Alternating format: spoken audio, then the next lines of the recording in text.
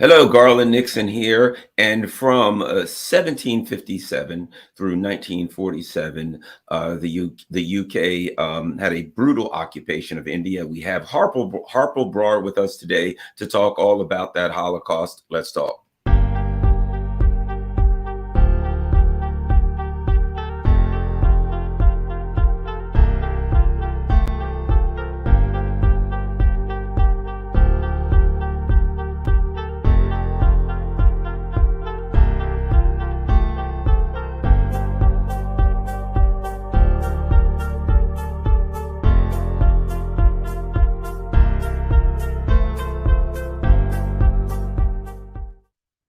Hello, my name's Garland Nixon, and welcome back to my humble channel. We talk about the term Holocaust, and it's usually specifically applied to the Nazi obvious Holocaust in Europe and Eastern Europe, particularly during the 1930s and 40s. However, we could go to 20 million Chinese who died at the hands of Japanese imperialism, 27 million Russians who died at the hands of German imperialism. And we have with us now author and a speaker and author and all around international businessman and all around smart guy, Harpal Brar, a friend of the channel. We're going to talk about a devastating Holocaust that the West seems to ignore. Most people in the West even have no clue about. And that was British imperialism controlling Europe. Now we got lost Harpal for a second, but I'm sure we'll get him right back. There we go. All right. We seems to have lost him for a moment, but I'm sure he'll be right back. But, and I think it's critical.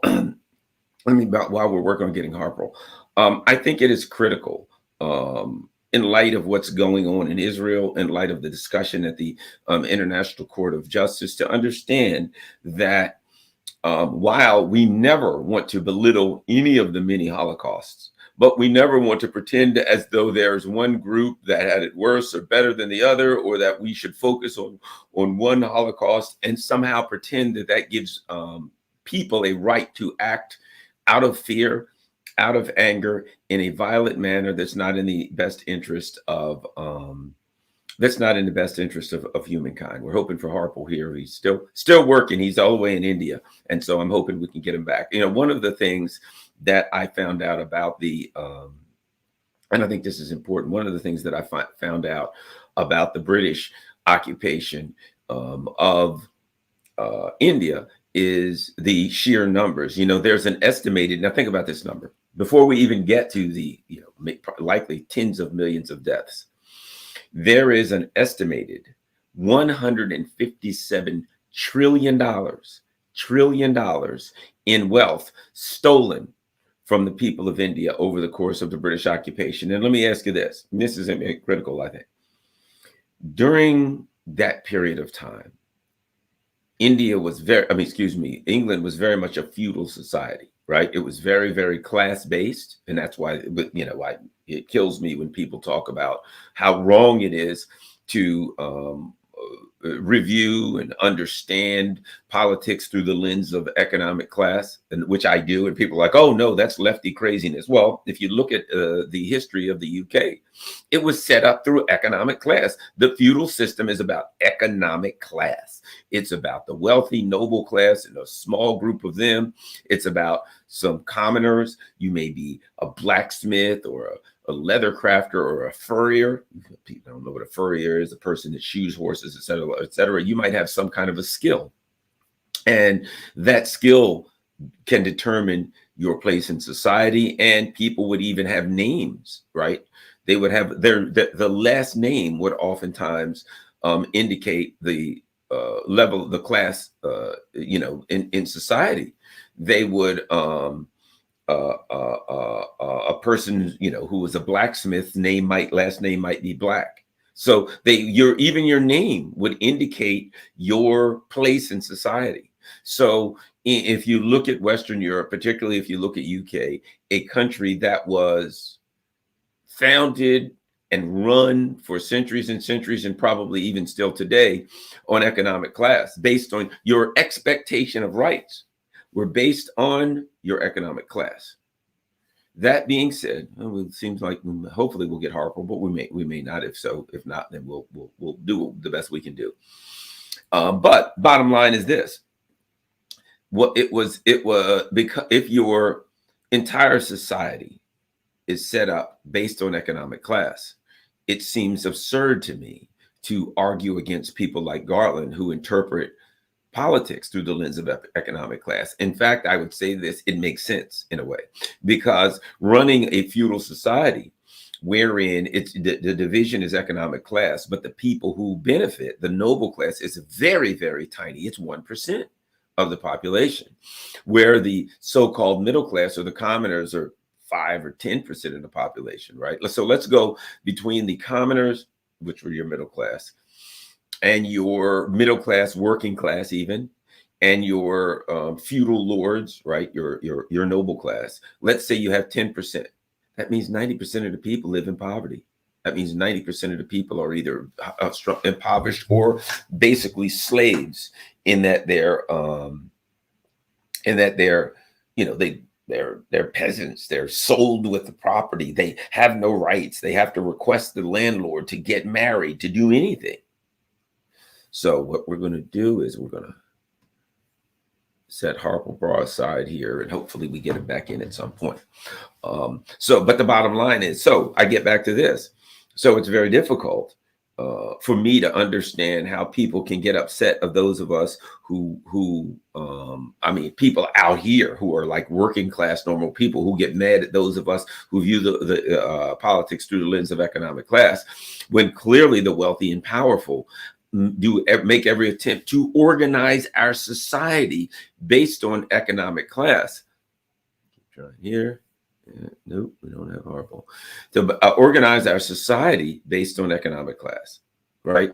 So but in a way that makes sense. If you're trying to organize a society based on economic class, a feudal system, to maintain that system so that a tiny group of people can benefit, well, then of course you'd be pissed off at anybody who says, hey, they've got this system set up based on economic class so that a tiny group of people will benefit based on predatory means applied to the others, right?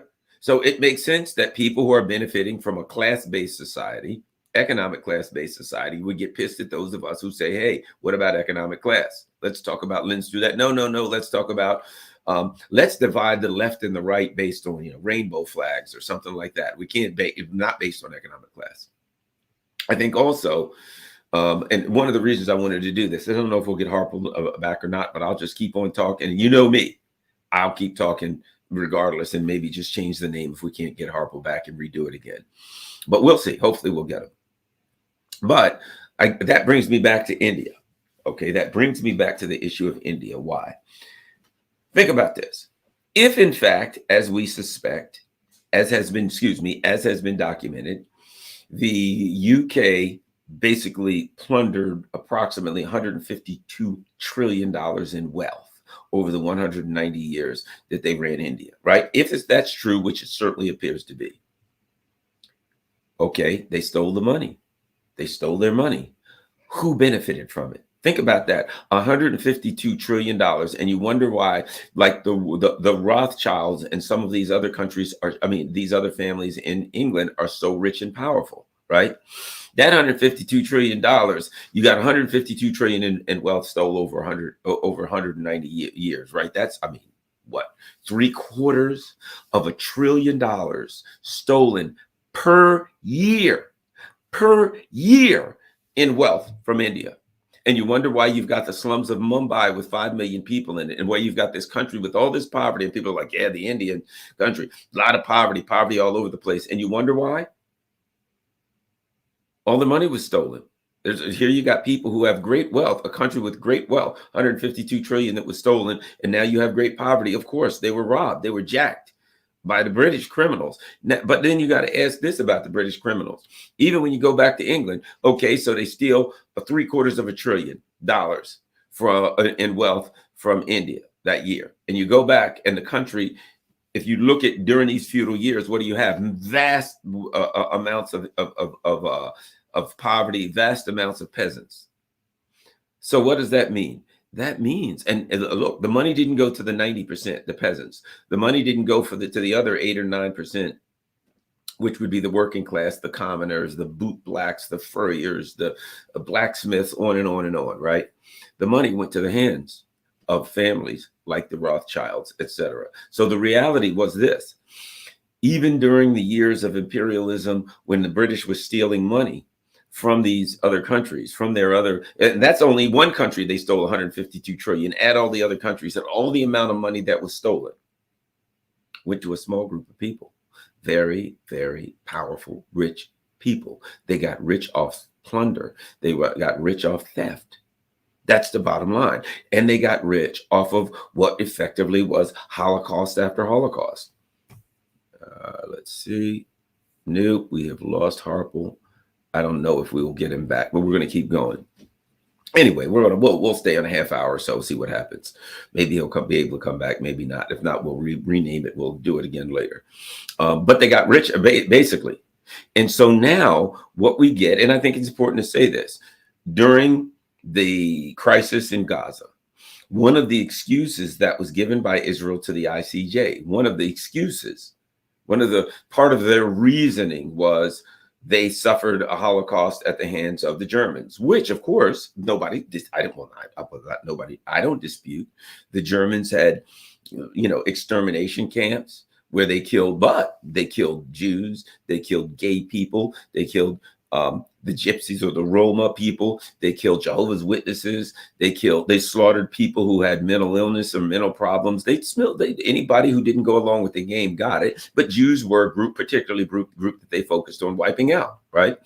So what you had camps where, 6 million Jews were killed, but let's not forget, as I said, 27 million Russians and 20 million Chinese slaughtered. Look up the rape of Nanking, right? Horrible, brutal acts taken by Germany and Japan. And today, the United States is working to create a military axis in which it includes both Japan and Germany. And might I add, it's trying to bring in North Korea and the Philippines, two countries that also suffered Holocaust at the hands of Japan. So what the U.S. empire is now saying, we're going to take Japan and Germany, two of the two Axis powers. We're going to add their victims, the Philippines. France was a victim. Most of Europe, Eastern Europe, victims. So we're going to take South Korea, a victim, the Philippines, a victim of a brutal Holocaust at the hands of Japan. We're going to take France and other countries, that the UK, that were victims of a German imperial Holocaust. We're going to bring them all together and get the band back together. Think about this: they're going to get the brutal countries who were involved in the Holocaust, and then they're going to take them. Let me try to kick this. Maybe it'll help.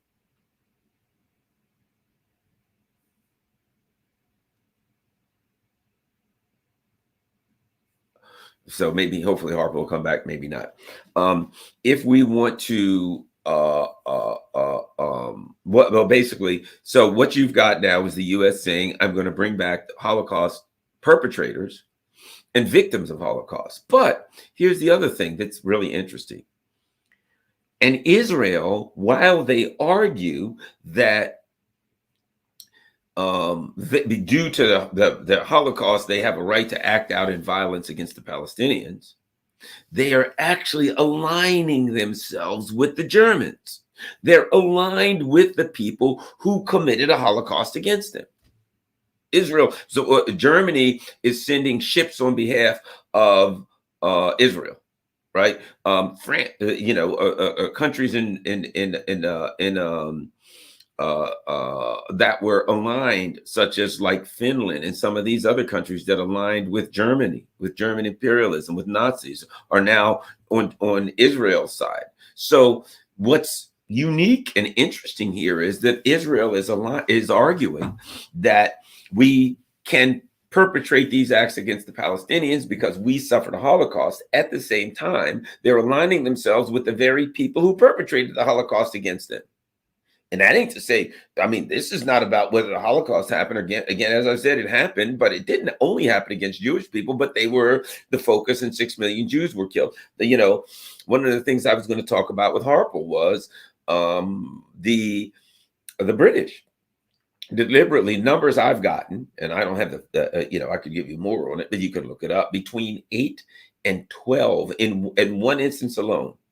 Between 8 and 12 people in India, between 8 and 12 million Indians were starved to death deliberately by the UK. That the leaders of the UK, talked about the people of India like animals. Oh, they breed and they're, horrible little creatures. They were lesser. Their lives were not of any value, so they starved. Now, explain to me this. Do the Indians have a right to perpetrate the same acts as Israel because they suffered a Holocaust that was possibly in the vicinity of twice the size of Israel? That Israel 6 million, right? India 12 million.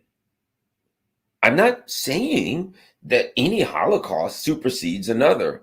We could go on and on about the Native Americans, about what happened to indigenous people all over because of settler colonialism, whether it's the U.S., whether it's Canada, whether it's the U.K., on and on. And we've got people to this day who try to make excuses for these Holocausts. Well, the people here, then these indigenous people weren't doing nothing with this land anyway, so the Europeans might as well came and killed them and took it all. Oh, they fought amongst each other, so it was okay for us to go in there and kill them all as the Europeans. I'm saying us, but you get my point. There are people who make excuses for that today. And things aren't looking good for getting Brother Harpal back. Let me take a look real quick and see if I've heard from him. It looks like, I wonder if he is in India, I believe. I wonder if he's lost his internet connection, maybe. Anyway, so let me continue because I'm just going to ramble on for a little while. Since everybody's here, we might as well chat. Almost everybody's here. Everybody's here, but our special guest. So let me just say this. So that's one of the reasons that I wanted to do this. I wanted to bring Harpal on. I want to start doing a series. I'd like to bring Dr. Horn, various people on, and start talking about the various Holocausts that have happened, not to compare one to another, not to belittle one as like one's more important or one's less. I'll put an example. Would it be right for me to point to a Holocaust that happened in Africa, right? What happened in Congo at the hands of Prince Leopold, or what happened in Nigeria? I mean, I could go on and on and on, right? And I said, well, since they happen to Black people, those are the most important Holocausts. That would be absurd, wouldn't it? Now, a lot of people do that. There are a lot of these people out here that say, well, this happened to my group, therefore it's more important. It's not more important. As far as I'm concerned, all humans should have the same rights same expectation of rights, which means everybody should have an expectation that they don't have to face a Holocaust, right? So I'm not going to go, well, since Africans people, and I'm of African descent, were suffered Holocaust after Holocaust, that's the big enchilada. Those are the most important Holocausts. No, it isn't. No, it isn't. Neither is the Holocaust of Jewish people, the Holocaust of Russians, the Holocaust of Armenians, I could go on and on and on, of Native Americans. None of them is a greater or lesser Holocaust than the other.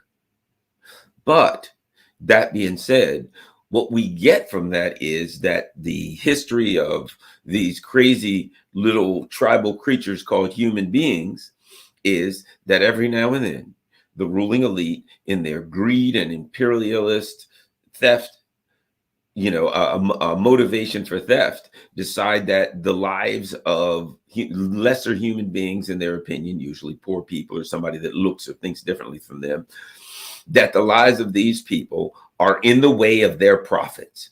That's bottom line. We could make a lot more money if these people would stop pushing back, fighting, arguing, saying we shouldn't inhabit their country, whatever the case may be, right?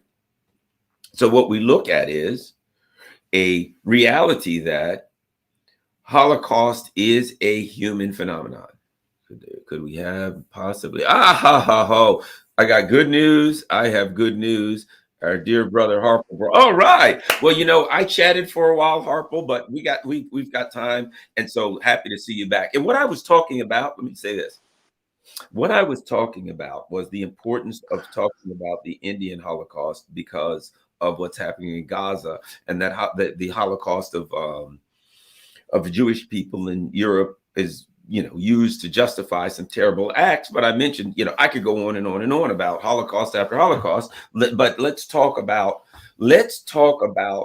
the UK British imperialism in India. If you could start off with, how it occurred. Sorry about that. The violence and theft, how it started, and give us some background on it. Well, it's one of the most strange things, Garland, because India was initially conquered, although at some stage with the help of the British government, by a private company, the East India Company. It was formed initially in 1600 in the time of last years of Elizabeth I, but it's not until much later that it becomes a much more trading and powerful company.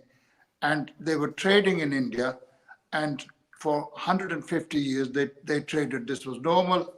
The problem that they had about the trade with India was that they had to export bullion.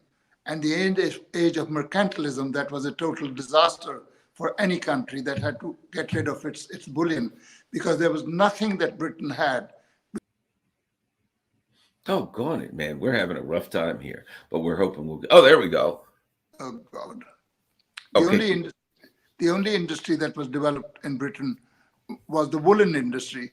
Now, if you know the climate of India, the woolen things will not sell very well. There are only a couple of months a year in northern India when it's really cold, but India was also able to produce woolen things, so it could sell nothing. So East India Company had to find a way of paying for the goods that it was importing.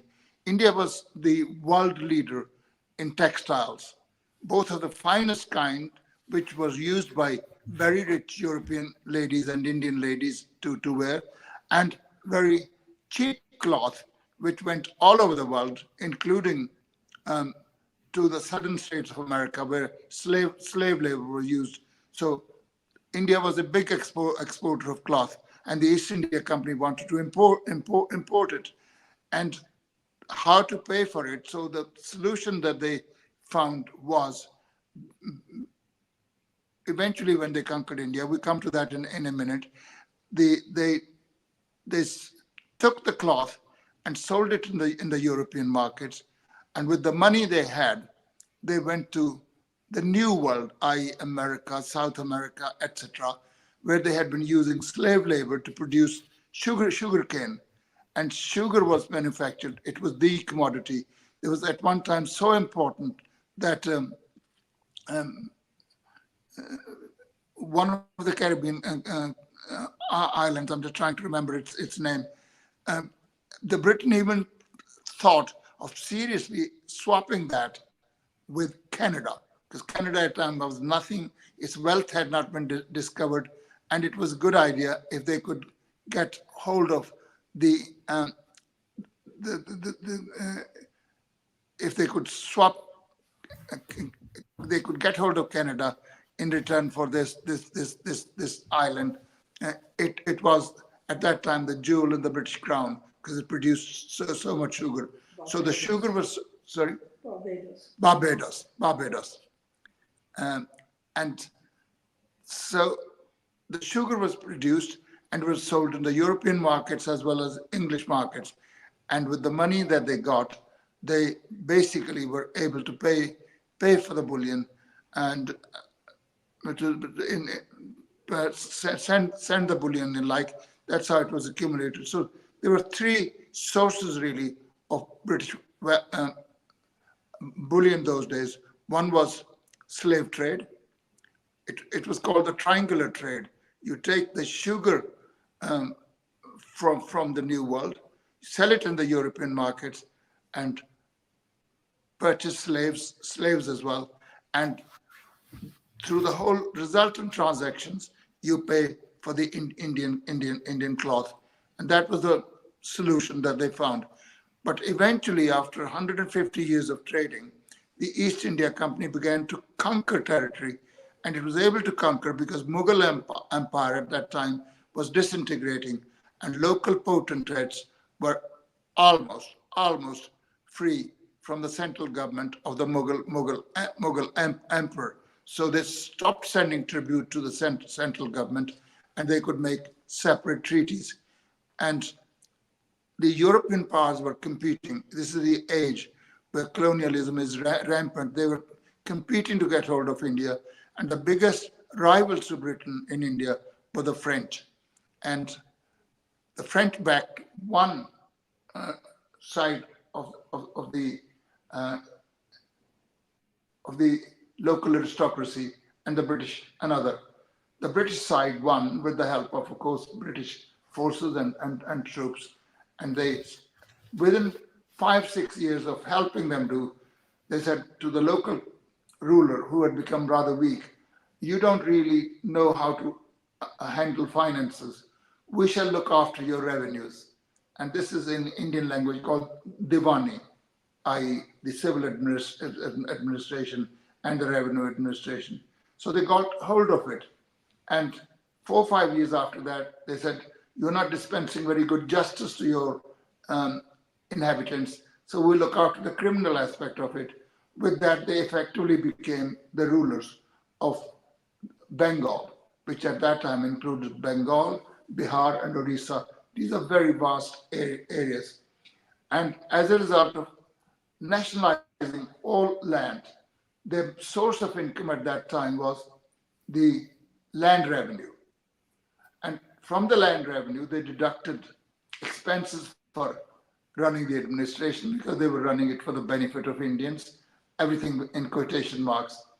And then after all the expenses had been paid, and over a period of time, any expense that the East India Company incurred, whether it was waging wars against China, waging wars elsewhere, etc., everything was charged to the Indian treasury, which was really filled with revenue that they received from charging the peasantry for using land.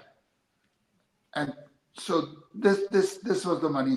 And out of that money, they purchased the cloth, which they sent and sold at a huge profit, because they were paying nothing for the cloth. So they were basically looting cloth, but it was hidden under the fact that this came from the Indian treasury, which was, of course, under their control. So that's the beginning of it. But their original methods of running India were literally loot, not exploitation in the capitalist sense of the word, where you have productive labor going and you are extracting surplus value. They were literally looting. As Marx pointed out, his articles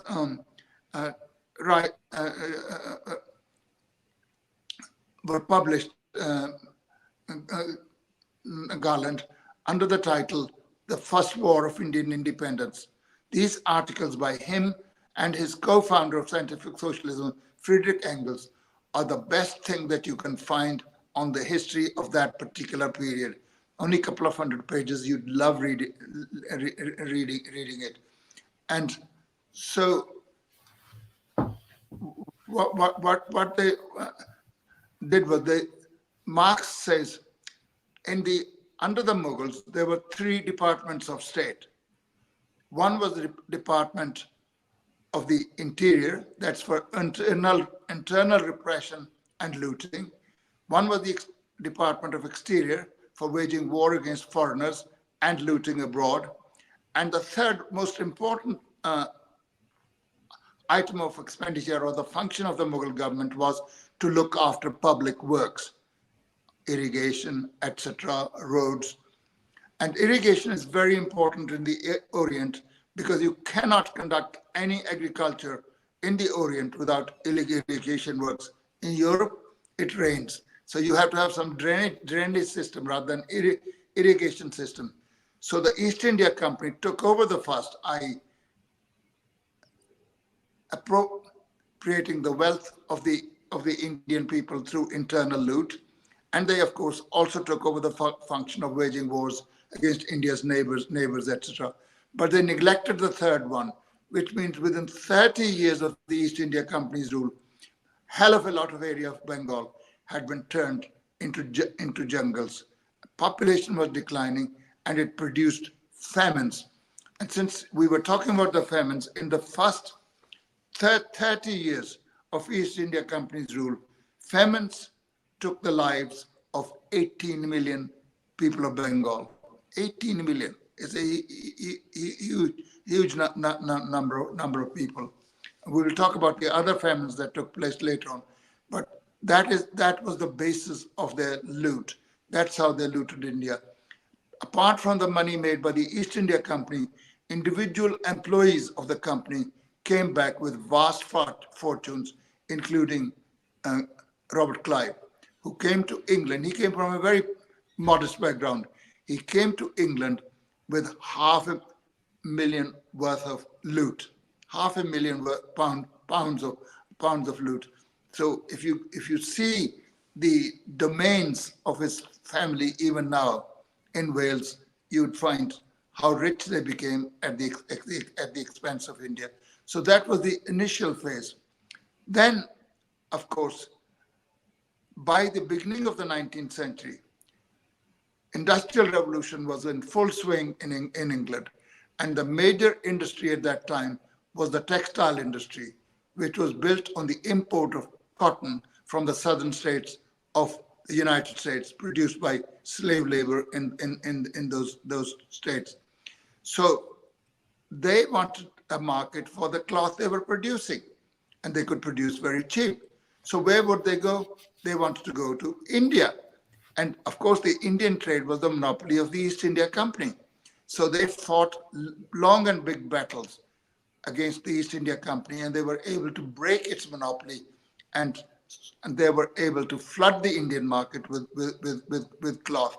So the mercantilist period gives way to the bourgeois period, where the bourgeoisie in England is powerful enough to enforce its will and have the Indian market open to it, free trade. So that is the second phase. And then we come to it later on, but I just want to refer to it. From the second half of the 19th century, or rather towards the end of the 19th century, a new stage in the development of capitalism takes place. Free competition capitalism becomes monopoly capitalism. It becomes finance capital. It becomes imperialism. So the export of goods begins to be slowly but surely overtaken by the export of capital and setting up production in India, in plantations, in the railway system, in irrigation canals, and all the rest. We come to the reason why that took place at that time later on, but I'll let you.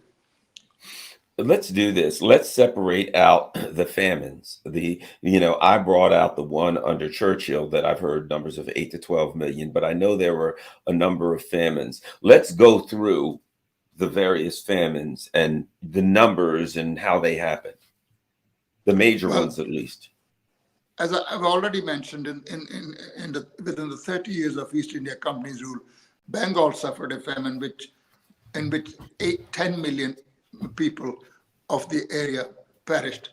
Then in the first half of the 19th century, there were 7 famines, and they claimed the lives of 1.5 million, which doesn't sound much compared with what happened in Bengal and what will happen in the second half of the 19th century. In the second half of the 19th century, there were 24 famines in India, and they claimed the lives of 28.5 million.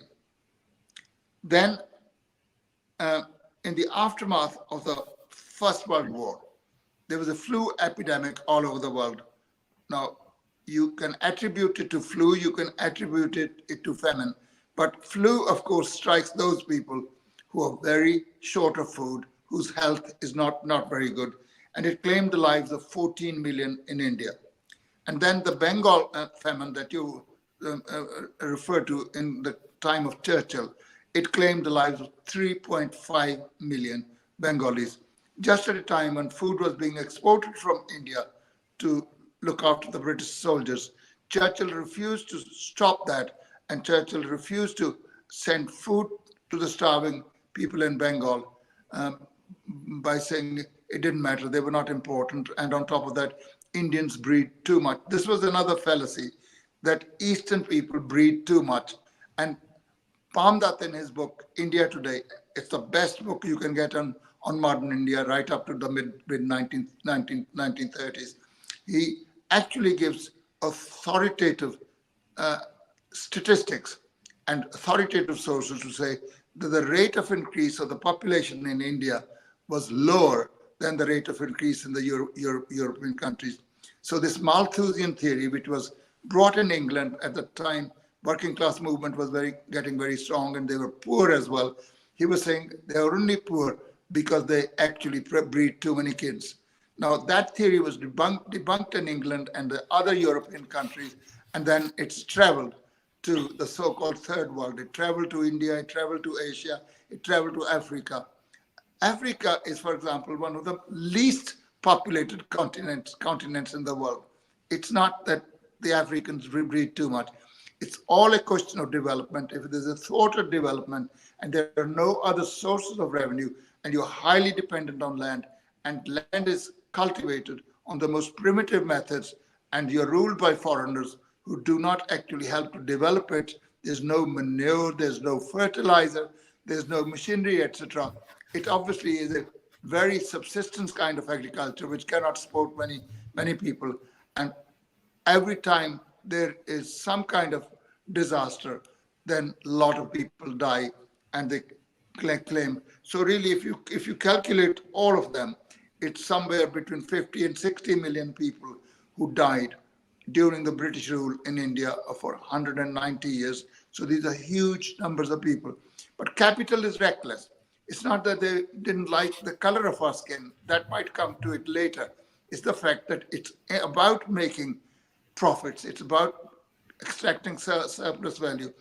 They exhausted the soil of India. Through loot, they exhausted India, just as 9 generations of working people in England during the Industrial Revolution were consumed in the course of 1 generation. Children from the age of 5 were worked to death, working 16, 17 hours in dirty mills with a lot of dust, with a lot of heat, and they died. The average life of an English person during that time was about 30. So by the time you were 13, 14, you got married, you had 9, 10 children, most of whom died as children, and a few survived, and off you went to spheres celestial. So that's what capital does. That's the history of capital. So it's not just that they were actually treating foreigners badly. That's how they were treating the working people in their own countries. I was listening to your chat before we could be connected with each other. You know, you're quite right. The most important thing to ask about a society is, what is the relationship of the various sections of the population to the means of production? If the means of production are owned by a tiny minority and the others have to work for them, obviously the tiny minority lives by having the majority of the populations produce surplus value for them. That has been the case ever since the division of society into classes, from primitive communism to slavery, to feudalism, to capitalism. It's only under socialism that racket is put an end to. You know, the money. I recently heard a number, and you know, I don't know how it was adjusted for inflation, but $152 trillion that was stolen from India. It's difficult. You know, I've heard numbers like how much money, how many wages were stolen from slaves in America, and you know, I know it's people that it's difficult to calculate this. But your thoughts on the numbers, on, as I said, who got it? Because clearly in a feudal society, it only, you know, that kind of numbers went to the top of 1%, and the effect that had on the long-term development and growth of India. In the beginning, obviously, it was the shareholders of the East India Company, and shareholders are rich people. It's not poor people who bought shares. These days even workers can buy a few shares in a company, but that was not the case then. It was the rich people who did that. And then, of course, eventually, once we'll come to that later on, there was a big national revolt. It's called the First War of Indian Independence in 1757. It very nearly threw the British out of India. After that, it was not possible to carry on ruling India in the same old style that the East India Company had done, basically looting and annoying every section of the population. That revolt had several reasons. It was not just, it started with the army. The Indian army was mostly composed of the Indians. There were a couple of 100,000 Indian soldiers, and the top positions were occupied by the British, which were about 40,000 at the maximum those days. So India was conquered not by the British, it was conquered by the Indians for the British, because they were able to use the divisions within society and were able to do that. So what happens is, after the revolt, the British government took over the East India Company. The East India Company was put an end to this. It just could not be allowed to carry on ruling India.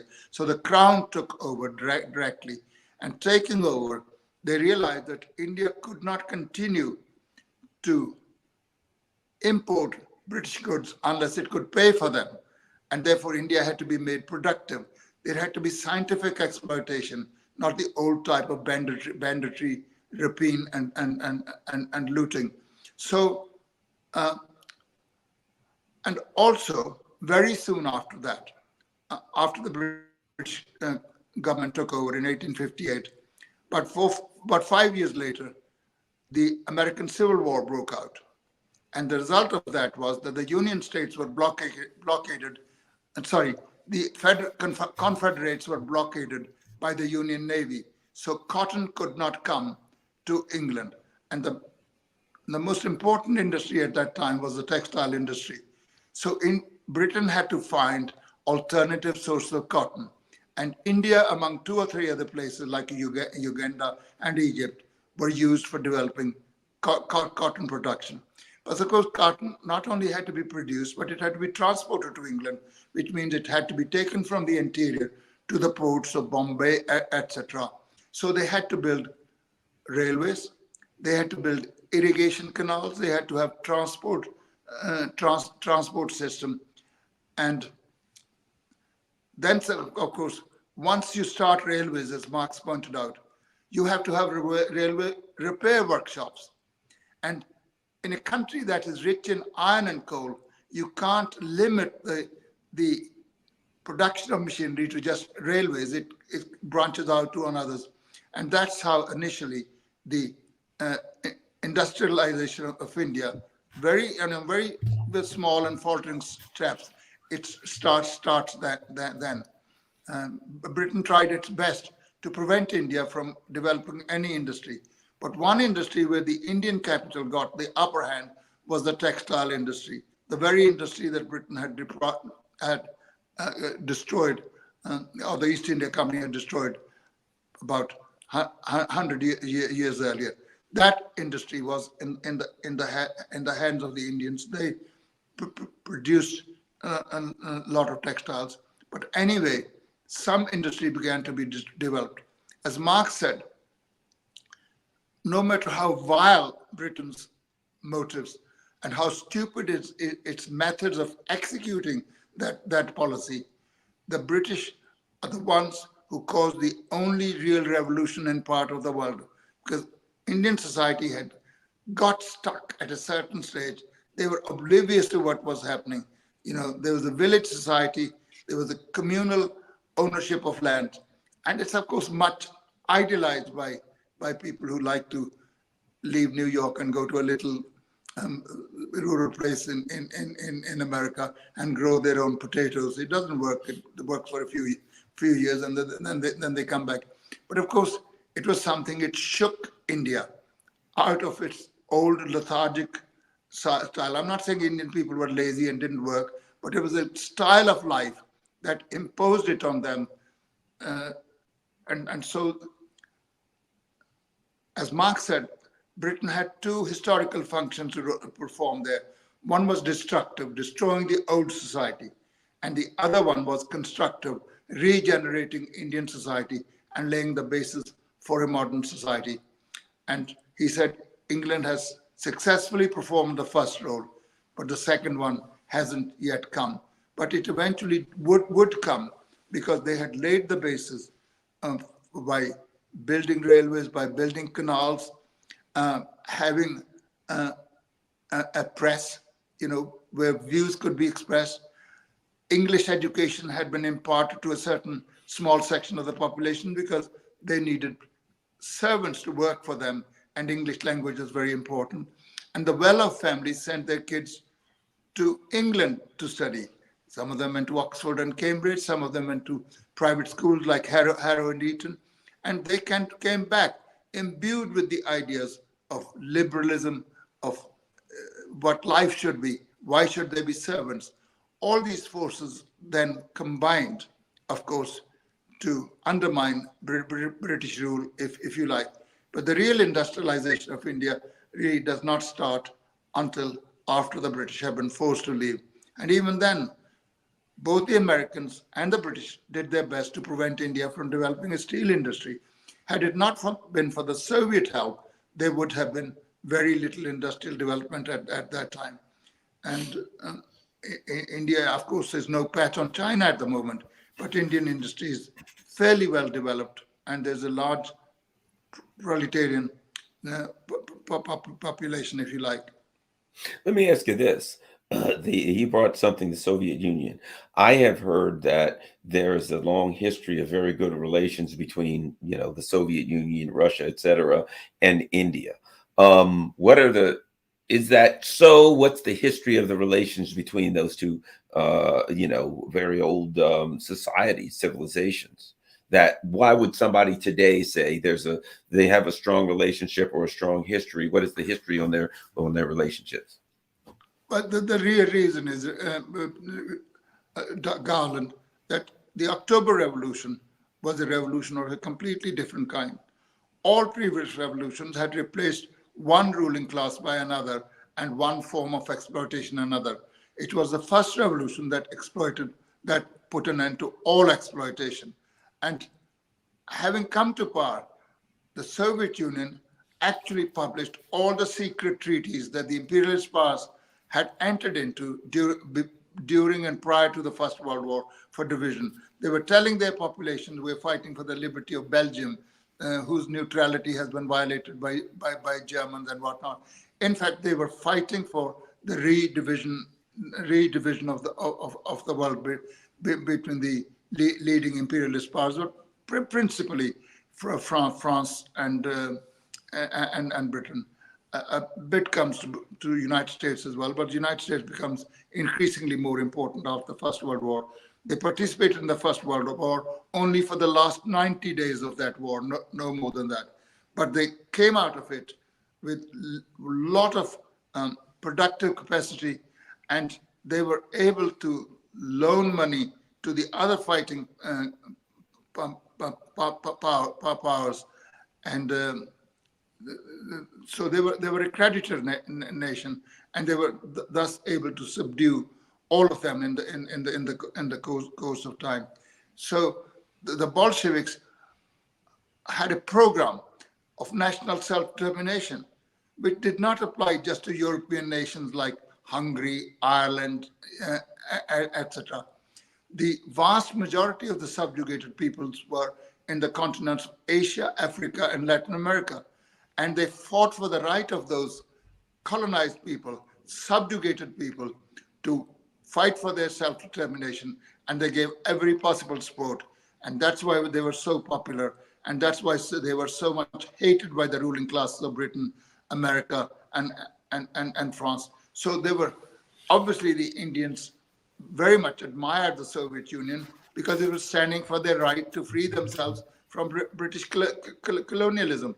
And when, of course, Indians achieve independence, they wanted very much to follow some of the things that the Soviet Union was doing in the field of industrial development, and they needed a lot of help. When that help was denied by Britain, Germany, and America, that help was given to them by the Soviet Union, and that really lays the basis of a solid relationship between these two countries, which has continued even after the disappearance of the Soviet Union, between Russia and China.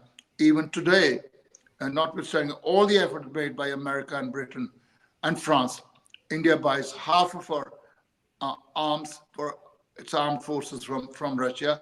It has strong trading relations with Russia.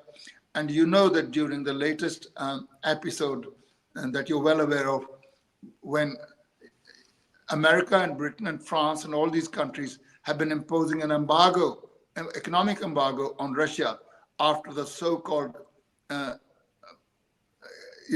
Russian aggression in Ukraine. India has withstood the pressure and continues to buy oil from Russia. And it buys oil because it needs oil.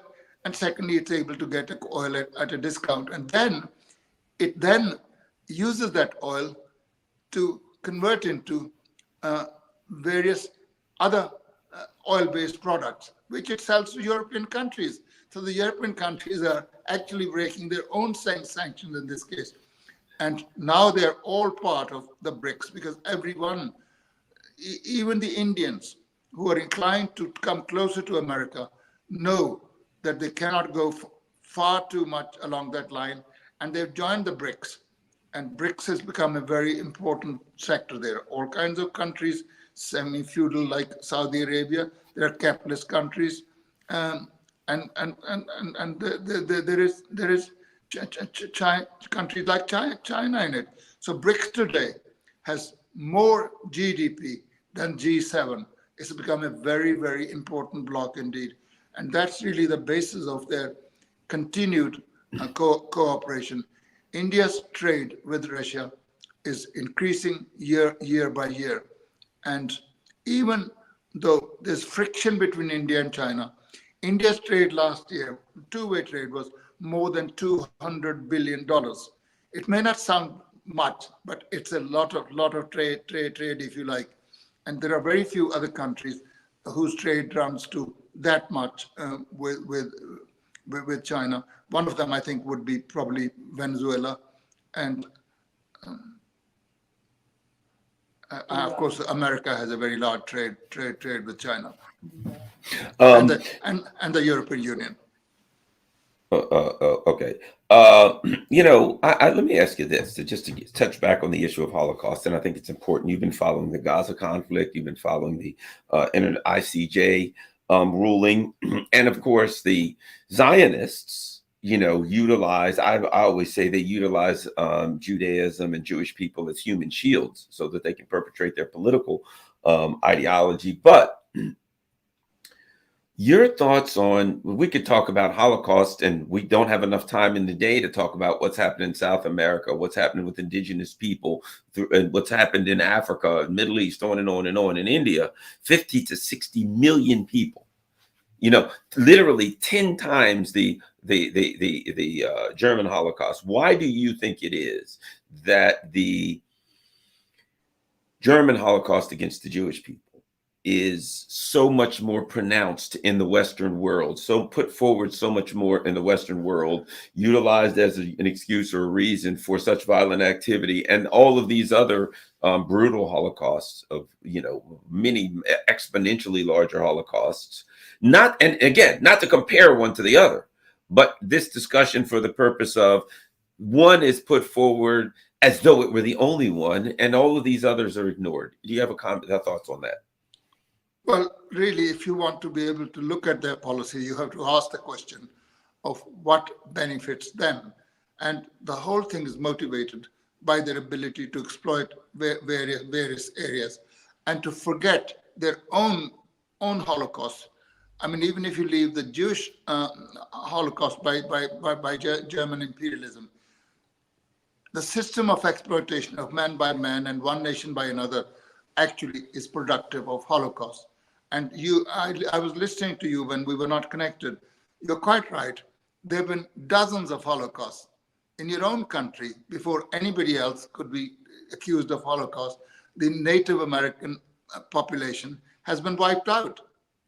Uh, Nobody knows how many, but there are probably 20, 30 million Native Americans who were wiped out. Australians did the same with the Native Americans. So did the New Zealanders, and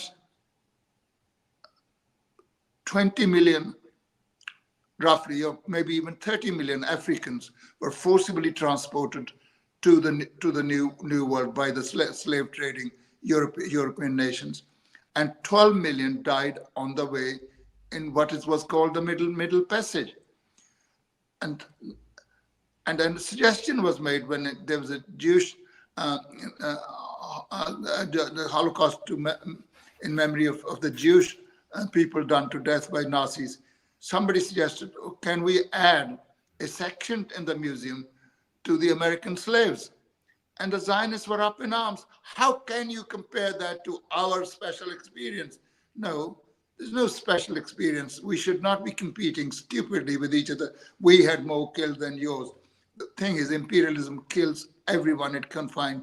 And the German imperialist ruling class hasn't changed much. First, it perpetrated Holocaust against the Jews during the Second World War and in the years preceding the Second World War.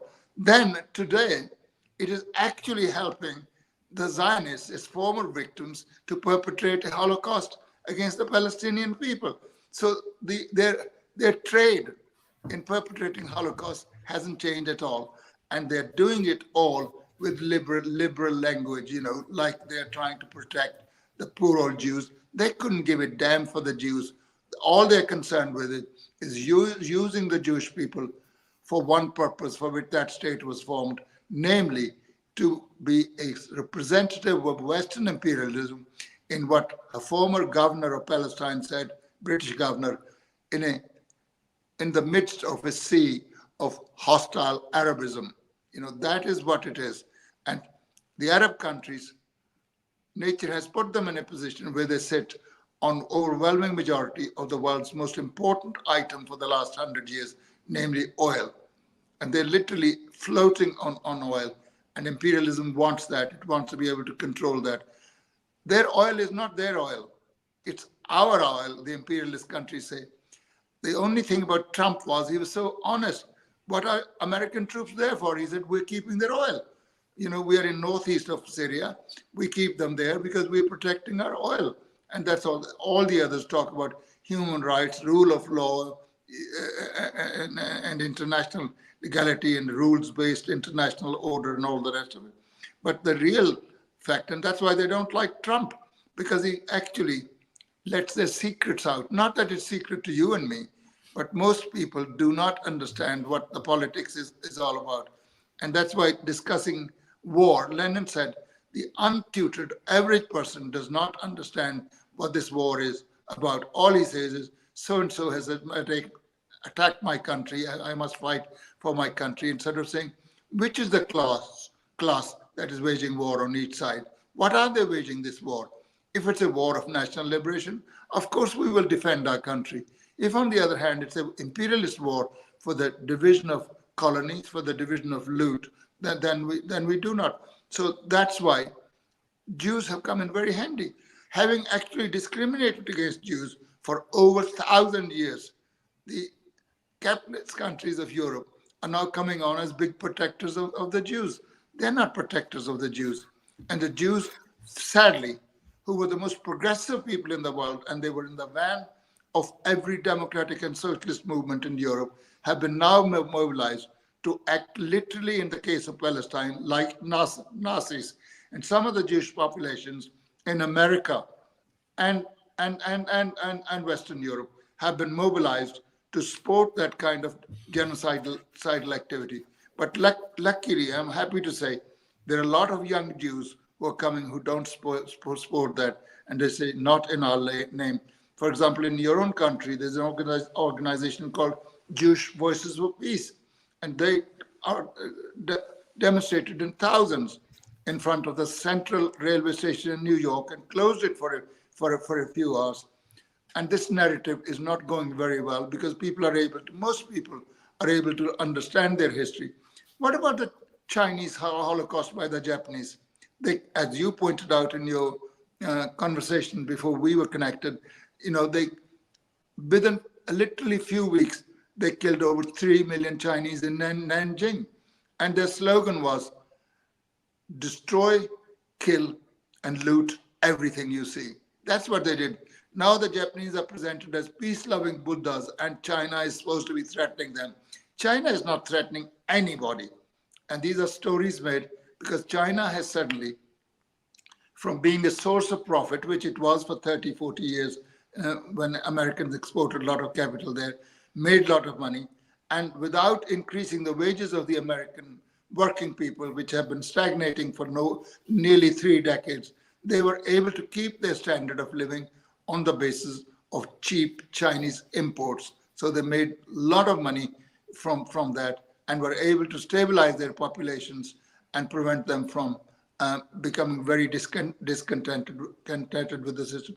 So always look for who is profiting from what. That is what capitalist relations, international relations are about. They have nothing to do with actually preserving peace and order. They have nothing to do with the rule of law. In fact, war is business like any other ordinary business. And while workers pay for these wars, even in imperialist countries, with their blood and taxes and treasure, it's the few ruling class people who make money. Raytheon, Boeing, Lockheed Martin.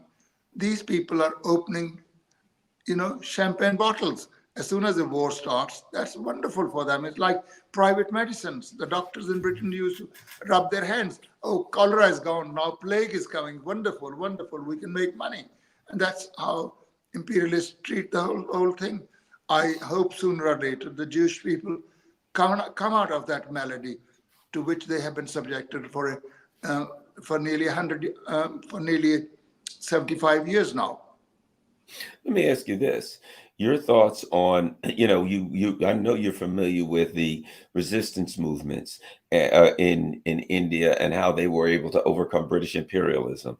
How about a comparison in your thoughts on, the axis of resistance, as they call it, the various private military unit, popular mobilization units, as they call them, PMUs, and the various resistance forces in asymmetric warfare used, including Yemen, the resistance in the Middle East against the U.S., what I call U.S. imperialism, British colonial, European colonialism, but clearly the U.S. empire is at the forefront of this and leading this now, prosecuting this genocide. Your thoughts on the resistance movements, the effectiveness of them, and maybe compare them to maybe either Vietnamese or Indian or other resistance movements that have been effective against large imperialist occupations and aggressions. As far as the Indian movement is concerned, it's gone through several phases. The most important rebellion of the 19th century, before Taiping Rebellion, which took place in China in the 1860s, was the Indian Revolt in 1850-57. Which involved 30 million people, which covered about a third of the Indian territories. It was at that time the largest possible resistance. It didn't employ guerrilla warfare. It was actually headed by the army. The British had created, as Marx said, a center of resistance to their rule in the form of the British Army.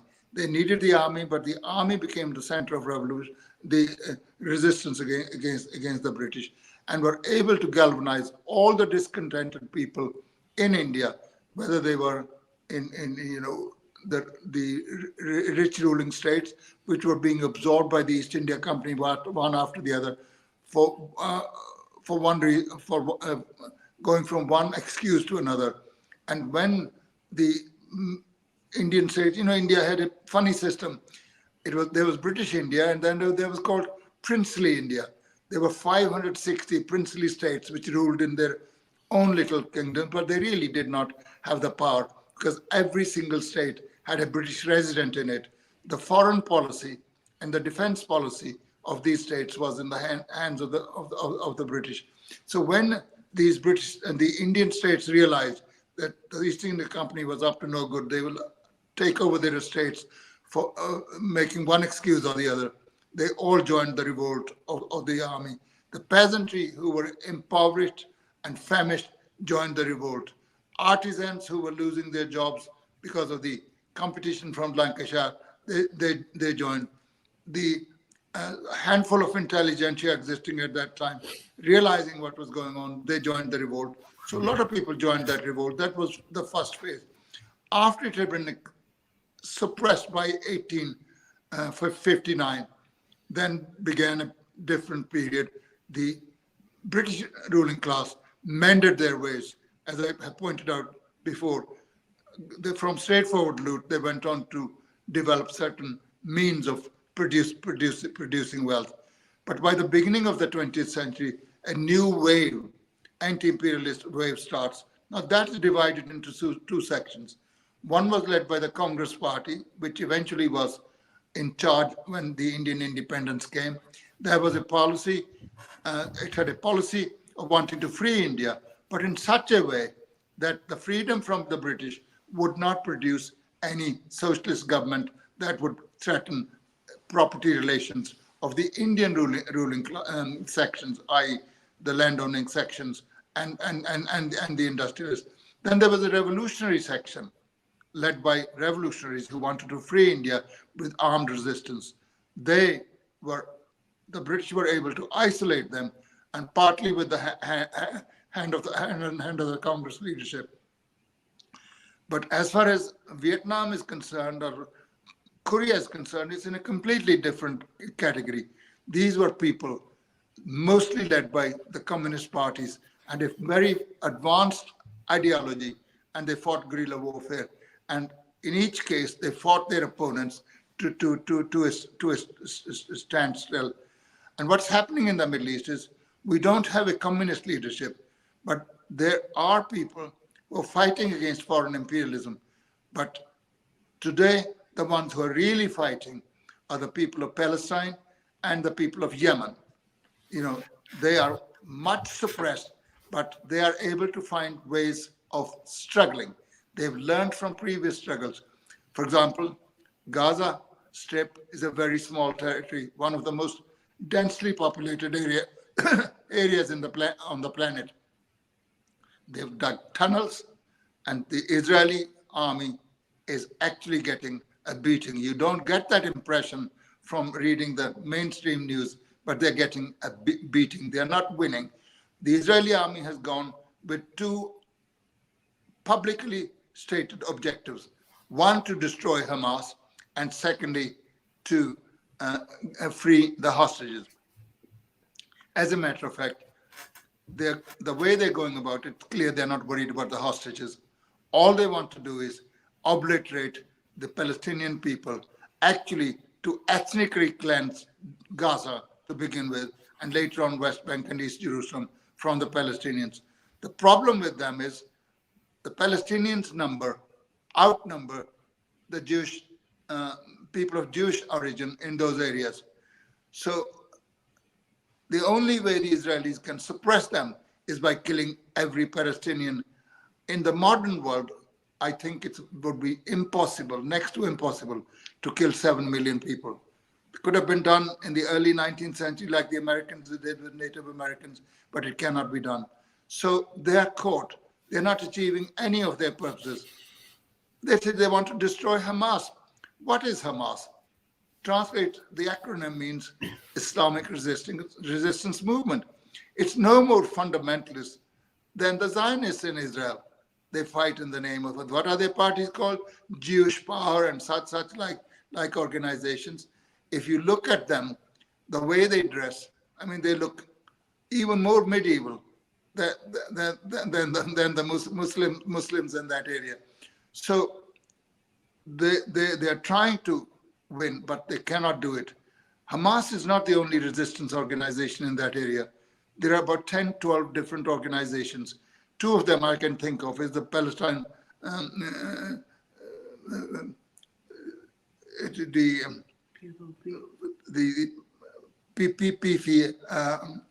PFP, Palestine Front for the Liberation, and People's Front for the Liberation of Palestine. Then there's the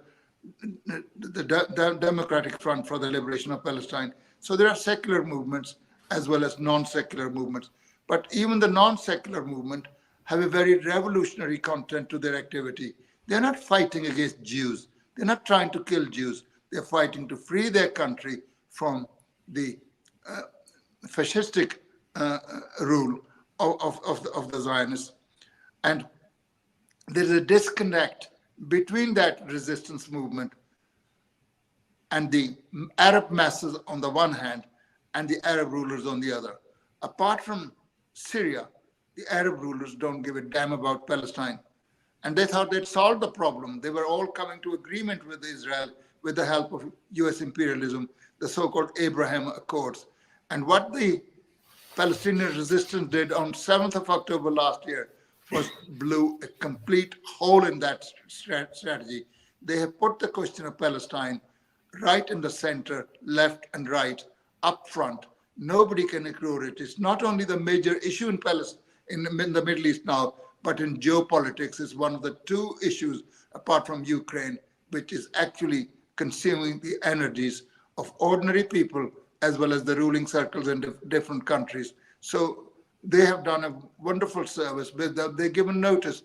You cannot continue to suppress us forever, because as long as you are there, there will always be rebellion. There will always be resistance. I don't think the ruling circles in Israel are intelligent enough to understand that. But anybody who's advising them has got to actually tell them that. And the only people they'll listen to are the Americans. I don't believe in the theory that is the tail wagging the dog, that the Israelis control the American government. No, the American government controls the Israeli government. Of course, they let it be taken as though it's that the Israelis are doing and poor old Biden cannot do anything. As Max Blumenthal said during one of his interviews, he told his interviewer, I think it was Judging Freedom, Judge Napolitano, he said, Judge, before we finish this interview, this war could end. If Biden would pick up the phone and tell Netanyahu there are going to be no spare parts for F-15 and F-16 jets, there is going to be no aid, there's going to be no economic aid, there are not going to be military aircraft full of munitions landing every day in Israel and providing that support. Without American support, Israel could not last more than a few months. So really the war is not between the Palestinian people and the Zionist state. It's basically a war between imperialism and the Palestinian people, and by extension, larger Middle Eastern people. Just as in Ukraine, the war is not between Ukraine and Russia. It's a war between NATO on the one hand and the Russian Federation on the other. They're trying to have a regime change, the NATO countries, in Russia. And of course, they're trying to dismember Russia into easily digestible portions. And that's what these wars are about. The so-called left in the imperialist countries does not understand that. The best it comes is they're both imperialists. They're fighting for the division of loot. No, they're not. And they tell you we have no side to choose. My party's position, the CPGB, ML's position is we have a side to choose. And the side to choose in Ukraine is Russia as against NATO. And in the Arab world, choosing the resistance against imperialist-supported Zionist aggression against them. Thank you very much, Harpal. I'm not hearing you, so we might have lost your sound for a second. But let me see. Well, at any rate, don't worry about it, because I'm just about out of time anyway. So we're going to be ending this. So, but thank you very much. We lost your sound. Oh, there you go. I can hear you. Yes, I can hear you now. Okay. Yes, loud and clear. Okay. Excellent. Well, I'm just about out of time anyway. I really appreciate it. We learned a lot. And I look forward to talking to you again soon. Yeah. Okay, Garland, whenever. All right. Thank you very much. I'll be back in touch, and we got a lot more to talk about. I really enjoy learning about India, learning about the history of India, and of course, having our anti-imperialist discussion. While people, before you leave, which one of your books, which one of the things that you authored, would you recommend if someone's going to start with a Harpal Brar book club? What should they start with? Well, really, I first of all, one book you don't have to advertise. It says advertised itself by the action of the authorities against our party, Zionism and anti-Semitic, racist, and tool of imperialism. That's a small pamphlet. But among the books that I'd like people to have a look at is the book that I wrote on imperialism years ago, Imperialism, Decadent, Moribund, and Parasitic Capitalism. And then I wrote a book on the demise of the Soviet Union, Perestroika, the complete collapse of revisionism. And thirdly, my book on China, Socialism with Chinese Characteristics. And I want to send you a book. I'm going to post it to you. I wrote a book on Zimbabwe. You may not know that. No, I didn't. And you've seen it, have you? I've seen it, but I haven't had a chance to, No, but I know a lot about it. I'm going to ask our dispatch department to send it to you. I don't like to send you too many because they'll just get ignored if there are too many of them. So I send one at a time. Yeah, I do want to talk about, so maybe next time I would like to find out more about the Soviet Union, and in particular, the demise of the Soviet Union. So your Perestroika book sounds like something that we need to discuss that.